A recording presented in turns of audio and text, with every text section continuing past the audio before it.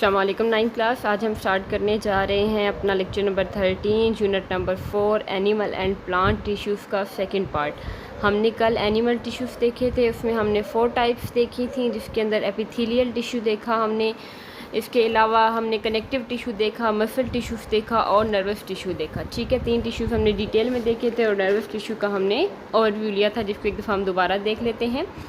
अब हमें पता है कि नर्वस टिश्यू से मुराद कि हमारी बॉडी के अंदर एक नर्वस सिस्टम होता है, जिसके अंदर कुछ नर्व और ब्रेन जो है वो मिलके बनाती हैं एक सिस्टम, जिससे पूरी बॉडी से मैसेजेस जाते हैं हमारे ब्रेन की तरफ वाया अ फंक्शनल यूनिट। एक फंक्शनल यूनिट की मदद से वो फंक्शनल यूनिट क्या कहलाता है? न्यूरॉन। ठीक है, आपने 3 टाइप के न्यूरॉन देखे हुए हैं, sensory neuron, motor neuron and inter neuron. Sensory neuron का काम क्या होता है? मैसेज को बॉडी से ब्रेन की तरफ लेकर जाना, सेंस ऑर्गन से। ठीक है, और मोटर जो है वो ब्रेन से वापस बॉडी की तरफ मैसेज लेकर आता है, और इंटर उनका लिंक बना रहा होता है बेसिकली। ठीक है, तो ये तीनों टाइप की न्यूरॉन जो हैं एक मैसेज कंडक्ट करती हैं इन the form of nerve impulse. ठीक है, वो ब्रेन तक जाते हैं और डिकोड होकर वापस आते हैं। तो इस तरह भी बहुत सारे सेल जो है वो मिलके एक टिश्यूज़ बना रहे होते हैं, जिनको नर्वस टिश्यू कहा जाता है, जो मिलके एक सिस्टम बनाते हैं। ठीक है, आगे जो है वो नर्वस टिश्यूज़ के बाद कुछ ऑर्गन बन जाते हैं, ब्रेन बन जाता है, स्पाइनल कॉर्ड बन जाता है और नर्व्स बन जाती हैं। और फिर जब ये तीनों ऑर्गन मिलते हैं तो एक सिस्टम बन जाता है, जिसको हम नर्वस सिस्टम का नाम देते हैं, जो आप डिटेल में पढ़ चुके हैं प्रीवियस क्लासेस के अंदर। ठीक है, तो ये आ जाता है हमारे पास नर्वस सिस्टम, जो न्यूरॉन की वजह से काम करता है, नर्व सेल्स की वजह से काम करता है। कुछ मैसेज सेंस ऑर्गन से आई, ईयर, नोज, टंग, स्किन, यहाँ से मैसेजेस लेकर जाते हैं ब्रेन की तरफ, कुछ नर्व के थ्रू। जैसे आई से जाएगा तो ऑप्टिक नर्व, अच्छा स्किन से जा रहा है हमारे पास, हमारी टंग से जा रहा है, हमारी नोज से ऑल्फैक्टरी नर्व लेकर जा रही है। इसी तरह जो है वो ईयर से जा रहे हैं, ऑडिटरी नर्व लेकर जा रही है। तो ये कुछ टाइप की नर्व होती हैं जो हमारी बॉडी से मैसेज लेकर जाती हैं हमारे ब्रेन तक, और अपना एक ख़ास फंक्शन परफॉर्म कर रही होती हैं, और एक लिंक बन रहा होता है हमारे पास जब बहुत सारी न्यूरॉन्स आपस में जुड़ती हैं। Dendrites, axons, myelin sheath, nodes of Ranvier, ये सारे के सारी टाइप्स और ये सारे के सारे जो हैं इसके मेन पार्ट्स आपने देखे हुए हैं, और आप इसकी डायग्राम से भी फेमिलियर हैं कि किस तरीके से ये काम करता है। अब ये देखें तो जो टिश्यू हमने पढ़े थे उसमें हमने एपिथेलियल टिश्यू देखा था, उसमें हमने 5 टाइप्स देखी थी। स्क्वैमस हमने देखा, क्यूबॉइडल देखा, कॉल्यूमिनर देखा, सिलिएटेड देखा, स्टेरॉइड देखा। ठीक है, इसके बाद मसल टिश्यूज़ में आप देख लें, ये आपको मसल्स के साथ बोन अटैच नज़र आ रही है। स्केलेटल मसल्स आपने देखे, कार्डियक मसल्स आपने देखे, ठीक है, स्मूथ मसल्स आपने देखे। फिर आपको ये नीचे कनेक्टिव टिश्यूज़ नज़र आ रहे हैं, बोन, कार्टिलेज, ब्लड। फिर आपको वो नर्वस टिश्यूज़ नज़र आ रहे हैं। आपके हैंड है, ये आपकी स्किन, बेसिकली सेंस ऑर्गन। फिर जब अपना हाथ आप गर्म चीज़ पे रखते हैं तो मैसेज आपकी ब्रेन तक जाता है, तो ब्रेन तक जो चीज़ें लेकर जा रही होती हैं, जो उनसे जो है वो टिश्यूज़ लेकर जा रहे होते हैं मैसेज, वो नर्वस टिश्यूज़ होते हैं हमारे पास। ठीक है, तो ये आपको एनिमल टिश्यूज़ का एक ओवरव्यू दिया गया है कि चारों टिश्यूज़ किस तरह काम करते हैं, जो 4 मेन ग्रुप हैं वो किस तरीके से काम करेंगे। Epithelial tissue, muscle tissue, nervous tissue, connective tissue. ठीक है, तो ये सारे के सारे मिलकर किस तरीके से काम करते हैं और किस तरीके से अपने फंक्शन को परफॉर्म कर सकते हैं, ये हमने टाइप देख ली एनिमल टिश्यूज़ की। इसी तरह एनिमल टिश्यूज़ के साथ साथ जो है हमारे पास और जो है हमने टिश्यू से स्टार्ट किए कि जब बहुत सारे सेल मिलते हैं, एक जैसे सेल मिलके एक जैसा फंक्शन परफॉर्म करते हैं तो वो टिश्यू बन जाता है। ठीक है, अब ये जो टिश्यू हमारे पास बन जाते हैं तो आपने इसमें बहुत सारी टाइप देखी। लंग्स में कौन से हैं, हमारी एलिमेंट्री कैनाल के अंदर कौन से हैं, एसोफेगस के अंदर कौन से हैं, कौन से जो है वो जर्म्स को रोकते हैं, वगैरह वगैरह। अब हम स्टार्ट करने जा रहे हैं अपना जो है वो नेक्स्ट टॉपिक, जिसमें हमारे पास आ जाता है हमारे जो मेन है। आपको पता है कि 2 किंगडम आपने यूनिट 3 के अंदर देखे थे, मेन बड़े जो किंगडम थे।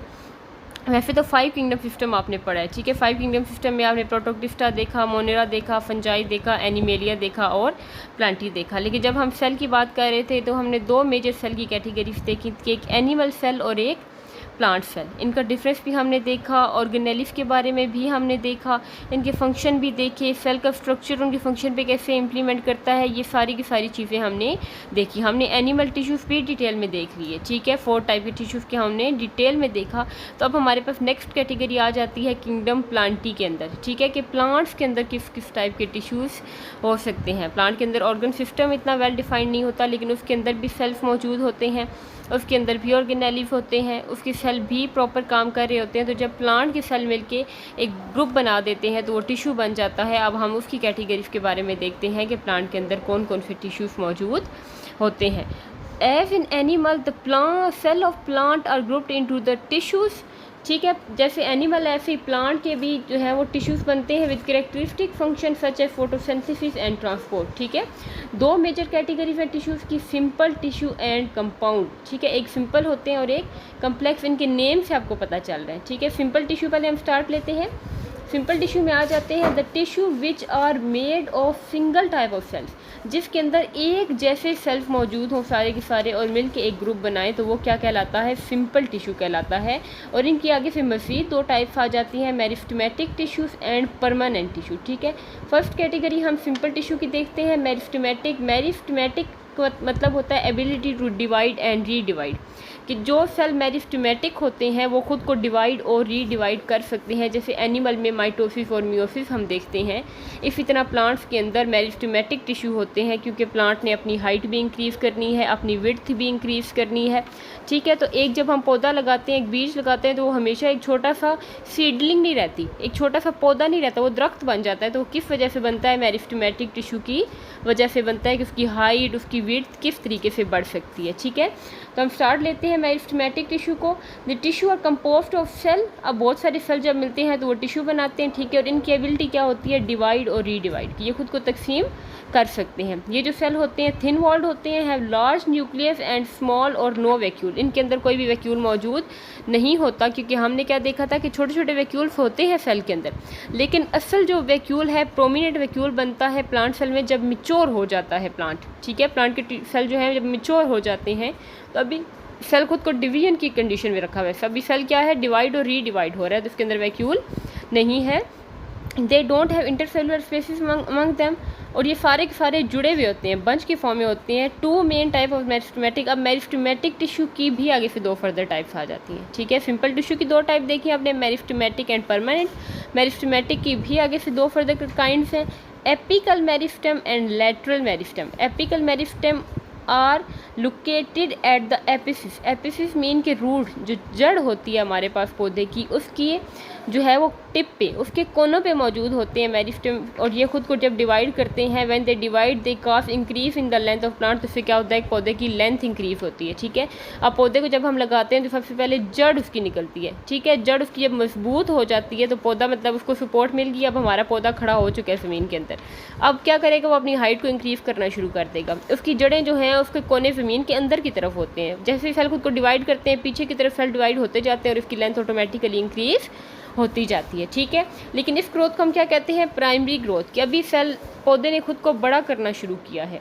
सेकंड आता है लेटरल मेरिस्टेम, कि अब हमारे पौधे की हाइट बढ़ चुकी है। ठीक है, पौधा काफ़ी हद तक लंबा हो चुका है, उसका जो तना है, उसकी जो स्टेम है वो अभी कच्ची है। ठीक है, उसकी लेंथ तो ठीक है, वो काफ़ी ऊंचा हो गया है, लेकिन उसकी विड्थ ठीक नहीं है, उसके ऊपर जो है वो बार्क, उसकी छाल नहीं बनी। तो उसकी छाल किस वजह से बनती है, लेटरल मेरिस्टेम की वजह से। ठीक है, जो हमारे पास तना स्टेम बना है उसकी साइड्स में जो है ये मेरिस्टेमेटिक टिश्यू मौजूद होते हैं, जिनको हम लेटरल मेरिस्टेम कहते हैं। और इस वजह से क्या होता है, responsible for increase in growth. ठीक है, ये ग्रो करवाते हैं, this growth is called secondary growth. ठीक है, दे आर, ये विड्थ को बेसिकली इंक्रीज करते हैं।